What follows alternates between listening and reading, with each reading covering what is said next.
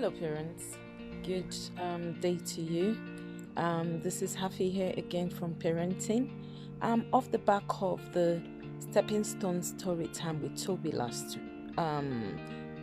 episode, there was a topic that came up, which was, why don't young people ask for help? And we promised to get back to you on that. So we have interviewed a few young people, and we want to let you into what they've told us. We want to let you into their reasons for not asking for help. I hope this will be an eye-opener for us all as parents to know why our young ones, our children, our teenagers don't necessarily ask for. As you listen to them, please put your own idea, your thoughts in the comment box. We would love to hear from you as well. And probably in the next episode, we will look in details into how we can support them, because it's all about giving them support, getting them out of this mindset of thinking getting help is this or that. I want you to listen to it. I don't want to let the cat out of the bag. I want you to listen to it and put your comment in the comment box, and in the next episode we will have a look at it and give support and sort of solution how you can get them out of this. Thank you very much. Enjoy. Why young people do not ask for help. So for clarification, the age range I will be speaking about today is ages between 14 to 18. So every time I say young person, that's the age range that I'm referring to. The first thing I would say is expectations tend to stop us from sometimes voicing issues or questions that we might have about anything, really. I feel like there's two sort of ways that it can go.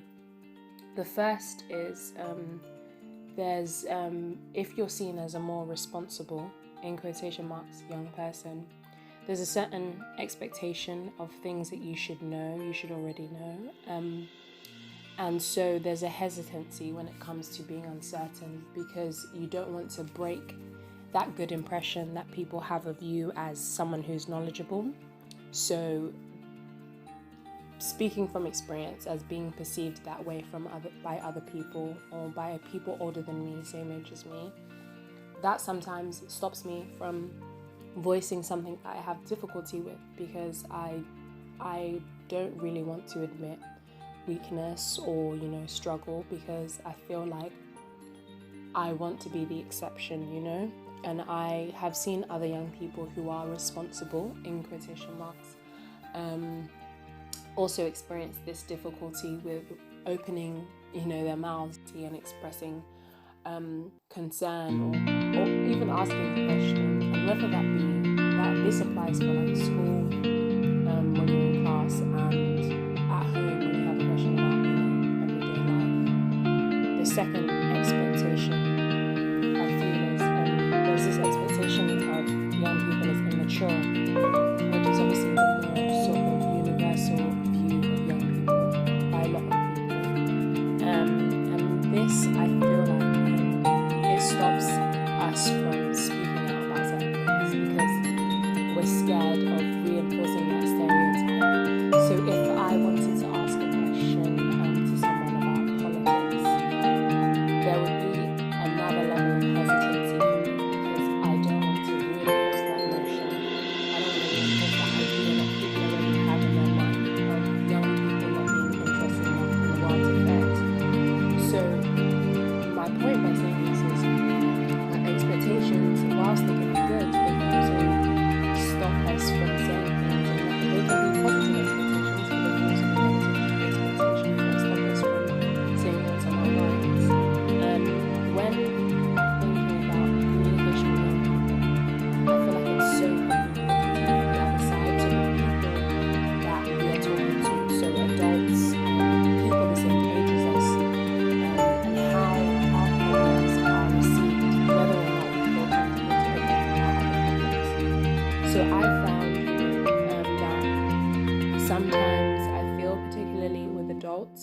as though I am being heard but not listened to. So what do I mean by that? Hearing in the sense that, say, for example, I say I want to be an artist. The first thing you hear is I want to be an artist. But you don't listen to the passion and the joy that fuels my goal. So what do I mean by that? What I mean is sometimes I've found personal experiences whereby I've said something to an adult and I've been heard but not listened to. So I feel that something that needs to be changed is the approach to young people when they are talking about things that are either sensitive to them or just speaking in general. Whilst I do understand, yes, I'm not as experienced as the people who have lived longer than me, there is a certain level at which I would like to be listened to that I feel I'm not receiving sometimes. And this is just me being completely frank and open, because that's the only way that we can really make progress. Like I was just saying, when there's a level of correction that happens, like when I am talking about the way I feel about something, and the automatic response I receive is correction. So it's what is wrong with what I've said, as opposed to why have I said what I've said. So that's an approach that I feel needs to be improved in terms of talking to young people about sensitive things. It should be less about what have you said wrong and how can we correct it, and it should be more about why have you said that way, and if it's wrong, why have you said it wrong. And the last sort of point that I wanted to go off of is this age, or the age between 14 and 18, maybe even from younger for other people, it's like a weird limbo.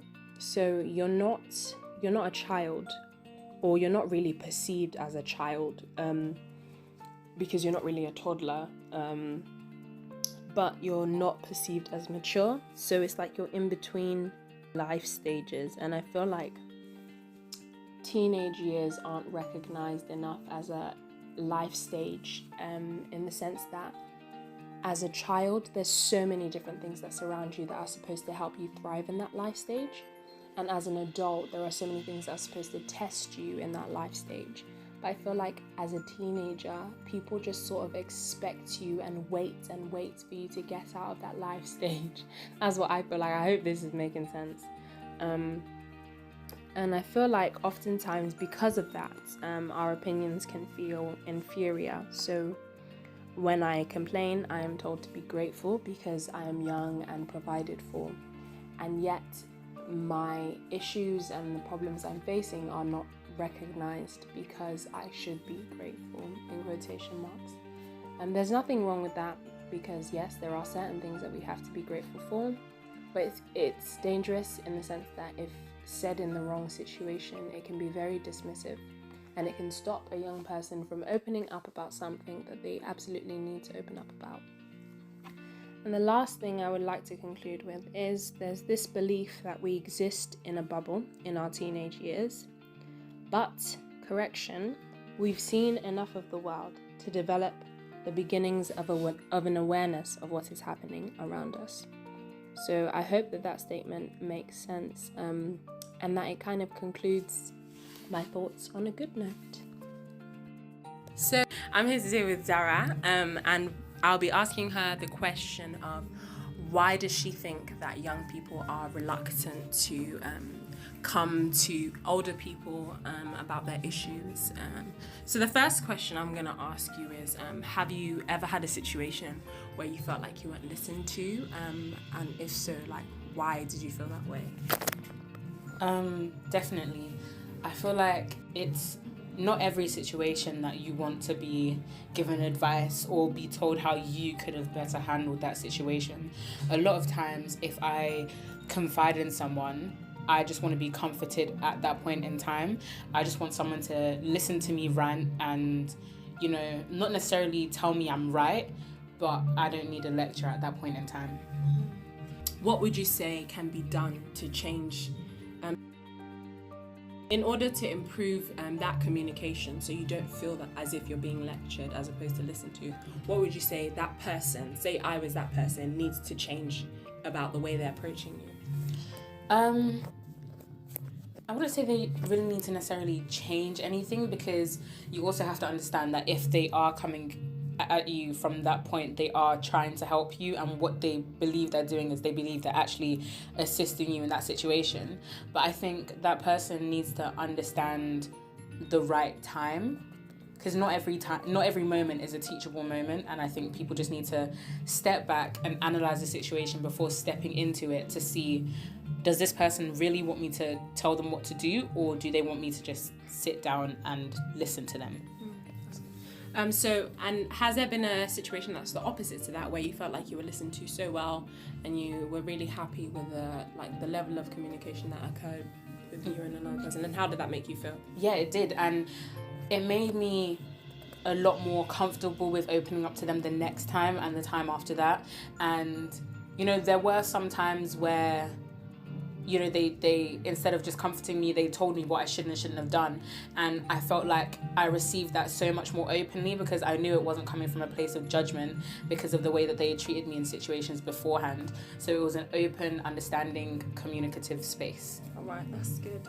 And also another question that I wanted to ask is, are there any issues that come to mind that you think are the most sort of uncomfortable for young people to go to adults about?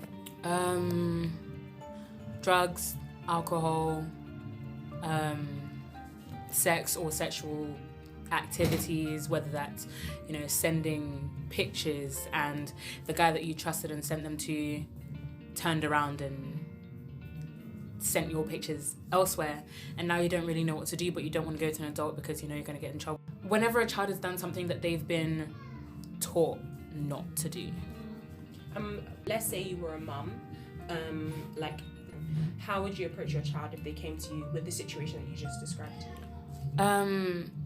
First off, I would, if they're crying, comfort them, calm them down, and then ask them to clearly tell me what happened. Don't leave anything out, because if I'm going to help them out in that situation, I can't go into the situation blind. I need to know everything that you did and everything that the other person did, everything that everyone involved did. I don't need to know names. You don't need to snitch on your friends.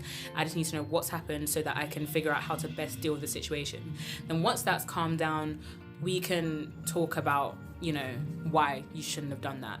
But I feel like from that situation, the repercussions that she or he is already in from whatever has gone on has already, in a way, traumatized them enough. Me punishing them more, grounding them, taking their phone, isn't really going to do anything more. That. Would you say that there's a level of embarrassment that maybe young people feel in terms of going to their parents with certain issues? Definitely. I know for a fact from personal experience and from stories from my friends, there's certain things that you just don't want to talk about, whether it's with your friends or with your parents or with an auntie, cousin, because there's certain things that are just taboo subjects, things that people don't talk about in public. So that wouldn't necessarily come up in conversation unless someone has pushed away their embarrassment and their pride and opened up and spoken about that situation, where you'd be like, oh wait, I feel like that too, and then a healthy discussion can then come from that. You've been really honest and open in this discussion. Thank you very much. Well, I believe the reason why young people tend to not ask for help has a lot to do with our sense of independence and how we would much rather do things on our own, I guess, and expected to have all these responsibilities, but at the same time we're not given a chance to show that we can handle and take on these responsibilities. And when we do things on our own, it's just maybe our way of showing that we can handle these responsibilities and we're ready for them. And also, when anyone in general, when you achieve something, you just get that sense of accomplishment that you've done it all by yourself. It's just more of an accomplishment when you know that you challenge yourself, you pushed yourself, and you did it by yourself in a way, much rather than you relying on someone else all the time to help you and be there for your aid. Even though that's not a bad thing, it's just more better for yourself when you did it all by yourself, because you know that you can do it, you can get yourself there. And that just leads back to our sense of independence, that we wouldn't want to rely on someone to help us all the time. And it's just better for your self-esteem, your mindset, that you don't have to keep on going back to ask somebody for help, and you just persevere and do it yourself.